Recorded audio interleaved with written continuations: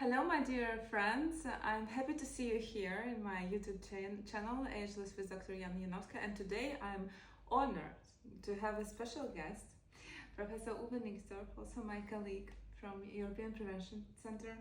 Professor, hello. Hello, it's a pleasure to have a talk with you together. Dream team, I would say. Okay. Yeah, thank you very much. And today we have a little bit provocative topic because we will talk about the very popular and modern aspects about the slimming, weight, and Ozempic and GLP agonists. Indeed, it's a very important topic. You have to consider that from epidemiology, it's really a pandemic, the obesity problem, yeah. And nowadays we call it, as I'm a preventive doctor running this center here, the European Prevention Center, I'm really practicing all these kind of new medications as well. We call it now, the target is the so-called cardiometabolic syndrome. Yeah? This is a new term that we have now for the problem. It's not only metabolic syndrome, because obesity is inducing a lot of problems that we may discuss in a moment, but we have also at least then the problems on the heart, especially linked by atherosclerosis. Yeah? All these processes really induce plaques in the arteries, and the problem of that is that they can rupture and can then occlude the arteries, and then you have this is the highest incidence of which people are dying in Western Europe. That is, of course, heart attack, and also stroke. Yes. So the topic is important. Topic is important, and that means that visceral fat and obesity, it's not only the aesthetic question. Yeah, that's right. It's much more. That's the reason why we call it metabolic syndrome. We know, just to go a little bit into pathophysiology, this is very important for people to understand what is the background. It's adipocytes. That means the fat cells. And you're completely right. It's especially here in the abdomen. Also, what you are just remarking, it's not so aesthetic to have a big belly here, yeah. But on the other hand, it is a bad thing insofar that these adipocytes are very active, metabolically active. So they produce, for example, adipokines, and one important adipokine is, for example, different cytokines, yeah. So these are, just to explain it, it is molecules that induce inflammation. And this is the keystone is inflammation. Yeah. So an obese human being has almost in every case has a silent inflammation, and this is inducing the so-called atherosclerosis. Because nowadays we know, and to say the truth, it's already known since 20 years already, by very important preventive cardiologists in the US, like Professor Libby or others. That atherosclerosis is an inflammation. It's an inflammatory process. Yeah. When I was studying, I remember that there was atherosclerosis and plaques with inflammation and without inflammation, but it was like 15 years ago. Yeah, but now I understand that basically if it's a plaque, it's already inflamed. And you have to consider also that then these plaques are then going to get vulnerable. So the problem that is then coming in the direction of heart attack is the vulnerable plaque, and in vulnerable plaques you have always inflammation, and this is really the background that these plaques can rupture due to catalytic processes. Become unstable. Yeah. They become unstable, and one cytokine is very important here. These are the so-called metalloproteinases. Yes. These are catalytic enzymes. Yeah. Especially as we know it nowadays very well from pathology, it's on the shoulder region. If you have plaque, on the shoulder region of the plaque, there is a minor location of resistance, and there it is rupturing. And then this is an inner injury, and it is inducing then the coagulation system, and a thrombus is then developing, occluding the vessel. Nobody wants to die from the infarction or other kind of major card events. That's very clear. But that's very interesting for me also. Is by your practicing every single day, do you see the difference between fat and obesity in men and fat and obesity in women? Or the fat itself is completely the same for the both genders, inflammation-wise? Not completely same. Also, the phenotype is different, as we all know. You must not be a medical doctor to know that, yeah. That a woman has another phenotypic body than the man. But at least, to say the truth, it's similar insofar that the cornerstone of the whole problem is the adipocyte. And this is similar between the gender. You may ask what kind of influence we have, like in women, for example, by estrogens, which are, especially if they are declining in menopause, we know that this is inducing a lot of less advantageous problems like obesity itself. So this is something what we have to say here. It seems so that estrogens have a kind of protection of atherosclerosis. That's the reason why we do also hormone replacement therapy in the menopause. And so there is even some, we want to talk about GLP-1 also in this talk. We know that there is a kind of interaction between these two compounds, estrogens and GLP-1, on a cerebral level even. So that is very interesting. What is, Professor, GLP-1? Yeah, this is a key aspect that we want to discuss. It's a glucose-like peptide. It's a peptide, as the term is already saying. It's a peptide produced in the bowel, in the so-called ALT cells, and it is always, very increased when you have eaten a lot of nutrition. And because then it has the function of regulating that you then stop eating at some time. And also, as the name also says, it is insulin-like. That means that insulin is stimulated, and you need insulin to metabolize the nutrition. So that is the reason why this has a beneficial effect. And nowadays we have, since a couple of years, we have discovered that can be also injected as a medication. And the background really is that pharmacology had developed the possibility from pharmacokinetics that those GLP-1 can be acting much longer than in nature. In nature, it's only an action of several seconds. This is, of course, very logical because the body wants to regulate it very flexible. So the body wants to handle that also very quickly. And now for applicating that in a pharmacological sense, it is now possible to have those long-acting GLP agonists. That's the reason why we only need to inject them weekly. Like Mounjaro? Mounjaro is one possibility, right? And it's even obviously in this time we have further research, and we will have in the next 1 or 2 years even more potent medications. But tirzepatide is the most effective one now. And just to give you an example, what we can expect if you do a thorough medication, it should be also in the hand of a professional physician, because it has to be conjuncted with lifestyle modification as well. We don't leave the people alone with these syringes. And so we can expect indeed a weight loss of about 25%. By the way, as I just explained, the action of these peptides, of course, in the first line, it had been an anti-diabetic medication.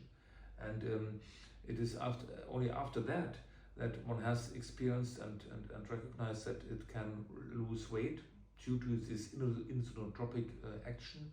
And then it comes out, and we use it nowadays for the beneficial effects of weight reduction. You are right, as you just asked me, some people try to do it for aesthetic reasons, but the more internistic and cardiologic aspect is, of course, getting rid of metabolic syndrome. Yeah, okay. It's very interesting. But Professor, are there any side effects if, for example, we are injecting or suggesting for the person who has not have a diabetes yet, and for example only the insulin resistance, a little bit fat, visceral fat, or TOFI phenomenon, we don't know, right? Also indication, by the way, the FDA has approved also the medication for obesity with a body mass index over 30 kilograms per square meter or 27 kilograms per square meter plus one from the metabolic one damage already, one disease like diabetes, hypertension, or something else, or even especially also already manifested atherosclerosis. So this is also approved. Unfortunately, in Germany, I think it is similar in other countries. It's not then the background for a reimbursement by the insurance companies. So they only pay for it if you have already diabetes. That is the situation. But there are many people also in my practice here who want really to get rid of the problem, and they are then do pay that by their own. And you're just asking about side effects. Yeah, of course, there can be side effects. It's a gastrointestinal peptide, and that is the reason why it can, of course, induce gastrointestinal symptoms like nausea.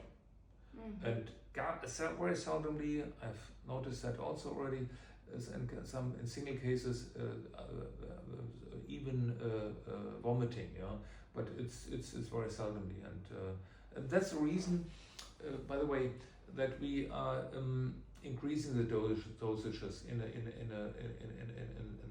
sequential manner. We are beginning with a low dosage. If you take tirzepatide, we begin with 2.5 milligram, and this is, as I already mentioned, applied subcutaneously by the patient herself into the abdominal skin here, and then you increase it then in a monthly way until 15 milligram. So it's a sequential increase of dosages, and the reason is that one wants to avoid the side effects. Thank you. I have a question about the side effects with the people who are injecting just for getting slimmer, I would say like that. Because we see a lot of Hollywood stars are also have this complication like Ozempic face and getting so slim. Is it really long lasting, some kind of side effects, for example thyroid cancer or pancreatitis or other side effects? Do you think it's possible? In principle it has been discussed, not really proven by itself. It's very difficult because it's so seldom. So it had been discussed that there could be even pancreatic tumors, carcinoma, at least pancreatitis. I've never seen it. I have now the practical experience since 2 or 3 years already in my center. I do it almost in a daily fashion, this kind of medication, so I have some experiences on it, and I didn't see any of these very, very seldom potential complications, and it's not really proven, to say the truth. So I think that we can justify the medication to that. Now the main aspect is really nausea, which is at least harmless. I even say to the people that they should tolerate it a little bit. So you need to get the compliance, the good compliance by encouraging people that they should tolerate it a little bit.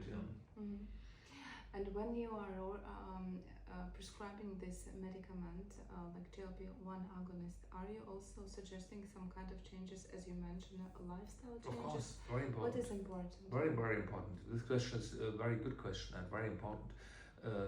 As I just said already, one should not leave people alone with the syringes. That would be cannot be responsible leaving them with that alone. So very initially, I talk with the people about lifestyle counseling, and often these people have a bad lifestyle. It's mostly the reason that they have originated this obesity by a lack of physical activity, by bad nutrition, and so on. sometimes also psychic problems, a lot of stress factors and things like that. Bulimia, for example. Yeah, right. And just to tell you also, I would like to give you also a little bit, a bit of practical experiences that I have here. I think there is a kind of, this is my experience here. It's a kind of interaction between the medication and the lifestyle modification, because the people are beginning with it, and already after a couple of weeks they experience weight loss that they didn't experience for several years. It's a nice experience that people have, and this is very inspiring. And then they are motivated by this. So you have to be very, very wise as a medical professional to talk to the people. They have to come to my practice in a sequential manner.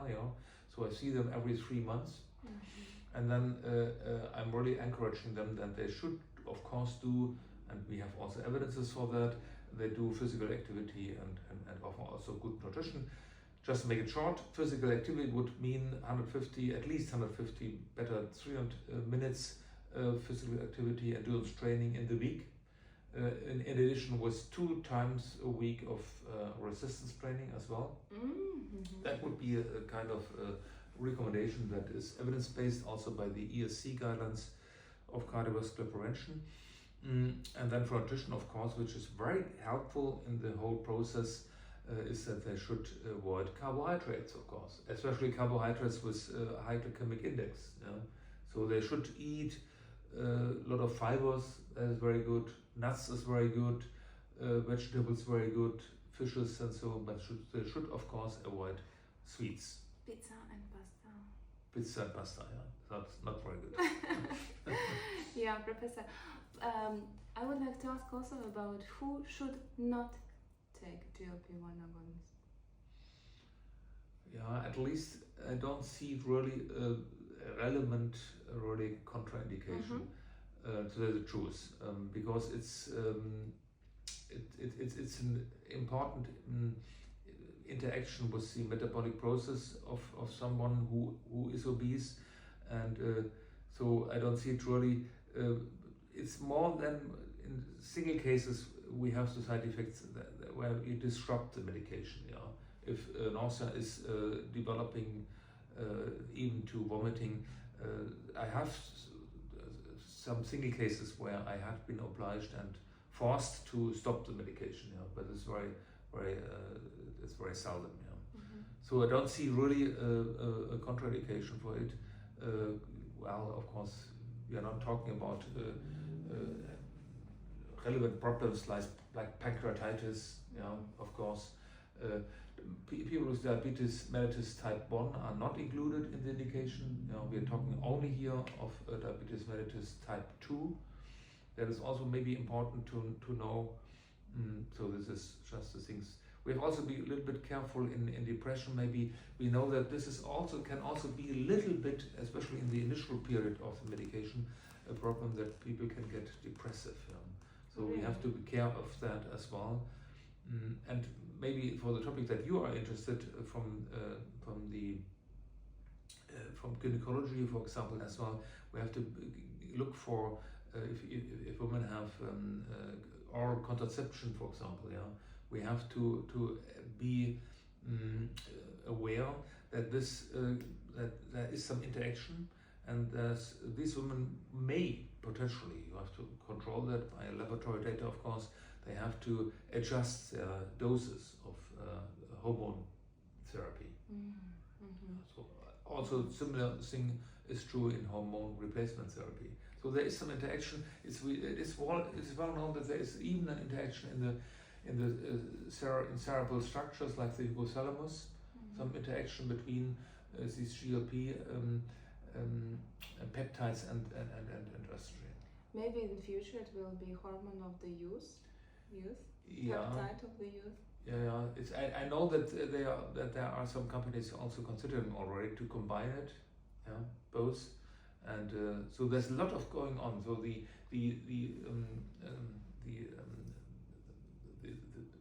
beneficial effects of those GLP-1 agonists are such overwhelming, that there is a lot of struggle in the direction. Even also there are already supplementations, not on the basis of GLP-1, but considering some special supplementations that are stimulating the natural GLP-1. So there are already supplementations in the market. I've written that and looked it up. For example, called, just have a look to it.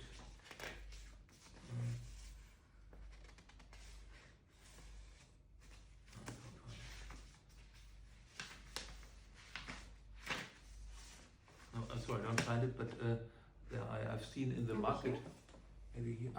Here. I found some supplements in the market.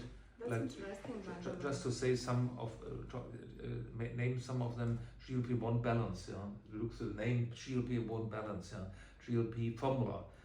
Or metabolic glucose balance GLP-1. These are supplementations, not including the medication as itself.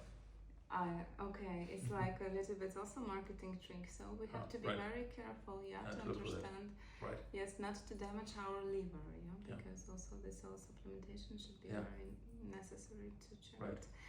All right, Professor, and maybe how to say zum Schluss, maybe you also could describe like the ideal patient for the GLP-1, because you also you are a sport medicine, right? For example, if a lady is, for example, 47 or 48 years old, she's premenopausal, but not menopausal, but she's very afraid to gain the weight. And she know in her anamnesis that mother was overweight and she's in the risk.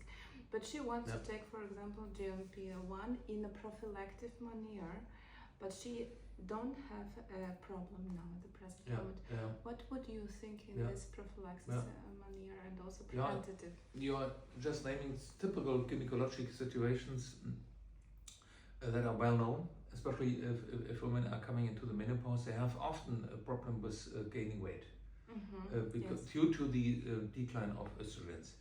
And also the polycystic ovarian syndrome is also a matter of concern. So there are typical female aspects where GLP-1 agonists might be an option, of course.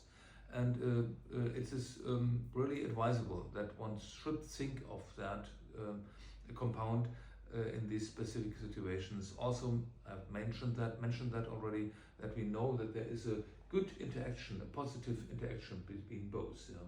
So it's worthwhile to think of that, of course. But I would say it would be off-label in this case, because when we are talking about the strict indications, the body mass index should reach this 30. Right? And then it will be, the problem is already developed, right? But I'm always thinking about this prevention. Yes, genau. But there are less studies so far. If these compounds would be also able to avoid obesity. At the moment, I would not state that. I would not claim that one should do that in this case. I don't do it here either, because there is not scientific proof for it. So there is still the indication in the guidelines. By the way, the evidences are excellent. They are if you look to the new ESC guidelines on cardiac diseases and diabetes, they have the evidence class 1A. So this is very high, but they are dependent on these indications, of course. So lifestyle, food, nutrition, this is our prevention. Of course, this is the first line, and never forget to conjunct that to GLP-1 agonists, the lifestyle optimization, especially what is also very important, that you have to do resistance training. This is also a very important aspect that I want to mention here, because GLP-1 agonists can also have the tendency to lose muscle a little bit, So you have to know that, and so it's important that you have to combine it with resistance training. Very nice. But metformin could be also a good friend for GLP? Of course, could be good, a good combination as well. I mean, very interesting is nowadays that in the newest guidelines, in early stages of diabetes, together with cardiovascular disease, especially atherosclerosis, we no longer really have the concept to begin with metformin. So the guidelines say even that in metformin naive patients, we can begin with GLP-1 agonists.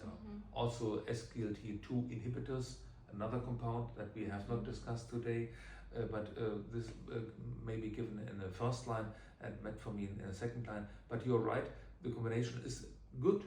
There's nothing speaking against it. So if we have obesity, especially with diabetes together, then we can combine it. Very nice.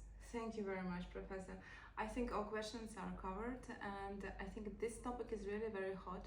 Friends, you don't have to be afraid from GLP-1 agonists. If it's really needed and you have all indications and medical expertise, it should be done, right? Right, that's it. Yeah. That's it.